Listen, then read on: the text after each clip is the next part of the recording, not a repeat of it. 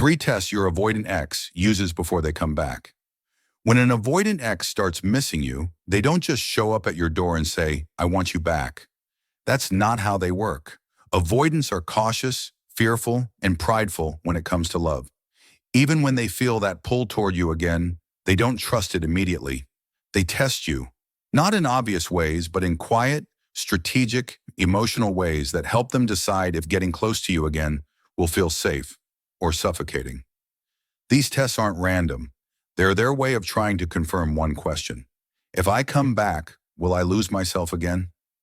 Today, we're going to uncover the 3 tests your avoidant ex uses before they come back, what each one really means, and how to respond with power, calm, and confidence. The first test your avoidant ex uses is what I call the distance test. This one happens long before they ever reach out directly. It starts with small signs that they're watching you from afar. Maybe they suddenly view your stories, like an old post, or show up in your suggested contacts. You might even hear from mutual friends that your name has come up in casual conversation. It's not an accident, it's intentional. They're checking to see if you're still emotionally available for them without putting themselves at risk of rejection. They want to know if you're still open, still waiting, still affected by their silence. But here's the truth. This test has nothing to do with love. It's about control. They want to confirm that you haven't truly moved on so they can feel safe knowing you're still there as an option. The best way to pass the distance test is to do nothing. Don't chase, don't post emotional quotes aimed at them. Don't start liking their content back. Stay silent and composed. When you don't react, something powerful happens. Their illusion of control breaks. Avoidants crave emotional safety, but they also crave challenge. When you no longer orbit around them, they start to question the story they told themselves, that you'd always be there. That's when curiosity turns into anxiety. They begin to wonder, did I lose them for good? And that question is the spark that reignites their pursuit. The paradox is that you pass the first test by showing that you've already outgrown it. The second test your avoidant ex uses is the vulnerability test. Once they've seen that you're calm, composed, and not chasing, they'll subtly test if they can trust you emotionally again. It usually starts with a casual, surface-level message. "Hey, just checking in," or "Hope you've been doing well." On the surface, it looks harmless, but what they're really doing is gauging your energy. Are you bitter, cold, overly excited? They're searching for emotional clues. If you respond with anger or emotional neediness, they retreat. But if you respond with warmth and boundaries, short, calm, grounded replies, they feel safe to go a little deeper. But here's the twist. The vulnerability test doesn't stop at that first message. If they sense it's safe, they'll start sharing something minorly emotional. Something like, "Yeah, work's been crazy lately," or "I've been thinking a lot about the past." This is the moment that defines whether they'll ever fully come back. If you rush in with reassurance, saying things like, "I miss you too," or "We could have made it work," you overwhelm them. They interpret that as pressure. But if you stay grounded, responding with empathy but not emotional flooding, something like, "I get that, life's been a lot lately," they feel something rare, emotional safety without suffocation. This test is about seeing if you've changed. They remember the last version of you, the one who maybe chased, over-explained, or demanded closure.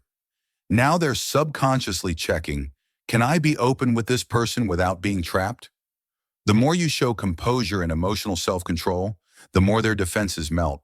Because for an avoidant, safety doesn't come from love. It comes from predictability. And when you show that you can handle closeness without chaos, you become the safest person they've ever known. The third and final test is the most powerful and the most confusing one of all. It's called the Reconnection Test. This happens when your avoidant ex starts inching closer, but not committing.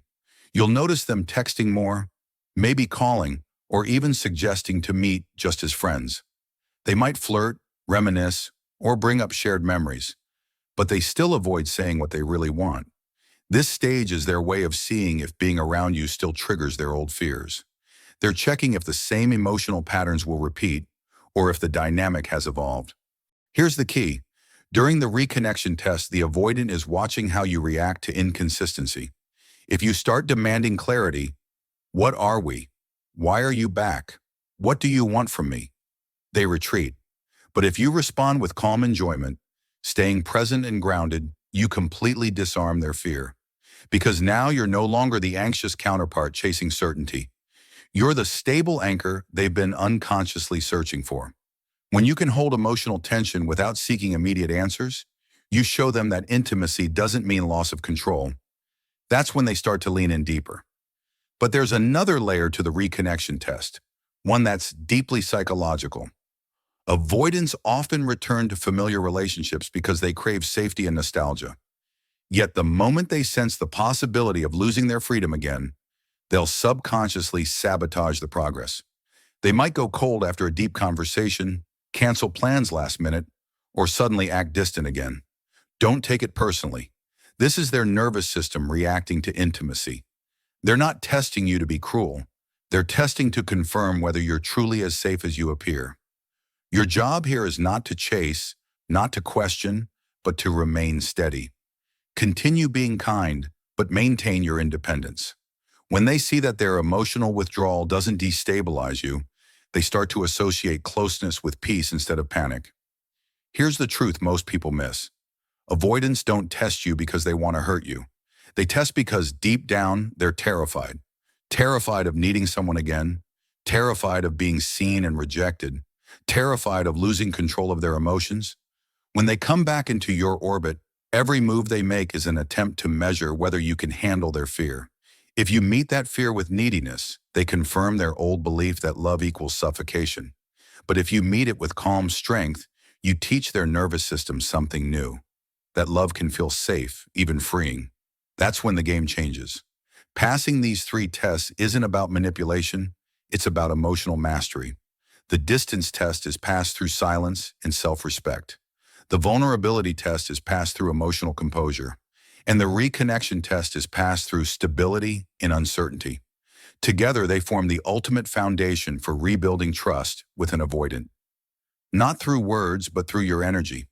Because avoidants don't believe promises, they believe patterns. They watch your behavior, your reactions, your tone. And when they see that you've stopped chasing, started grounding, and can love without losing yourself, they begin to feel safe enough to love without losing themselves too. And here's the beautiful part. When you pass all 3 tests, something powerful happens. The avoidant stops running not because they're forced to stay, but because they finally feel like they can. They start initiating more. They open up. They talk about things they once avoided. And when that happens, you'll notice a subtle shift in their energy. They'll no longer test your love. They'll start to protect it. Because deep down, avoidants don't want someone perfect. They want someone consistent, someone who can see their walls and still remain calm, someone who shows love not by chasing, but by standing strong. So if you're dealing with an avoidant ex, remember this. Their tests aren't about power, they're about safety, and your strength, your peace, your restraint is what makes them feel that safety. Don't try to prove your worth, embody it. Don't beg for their return, let them earn your presence. Because once an avoidant realizes that your love no longer threatens their freedom, they'll finally understand that committing to you isn't losing themselves. It's finding peace. And that's when they come back. Not out of nostalgia, but out of genuine growth.